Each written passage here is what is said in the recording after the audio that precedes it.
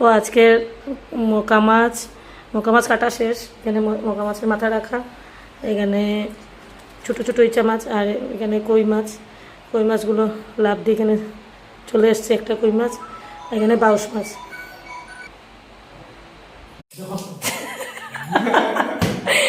আমার ছেলে দেখো সিদ্ধ ভাত খাচ্ছে, ঘরে ডিম মাছ সব কিছু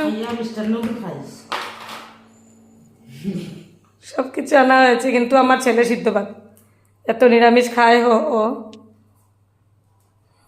এগুলো কিচ্ছু খায় না। দিদি কেন ডিম আমলেট করছে, এটা চালাও না, চিকনিটা চালাও, ডুমা হয়েছে বাস্তা করো। হ্যাঁ দুইটা ডিম দিয়ে একটা করে, এর এমনি ফেরস গো, তুমি জিনিসটা বুঝিও, হ্যাঁ বহুত ফেরসটা, অত তার ডিমের দিও না, কইছে নি তোমার ইয়ে রাম। তোমরা তিনটে আর আমি দিব কইও রাজার ইচ্ছা হইলে হইলো তা করছো জানছো না।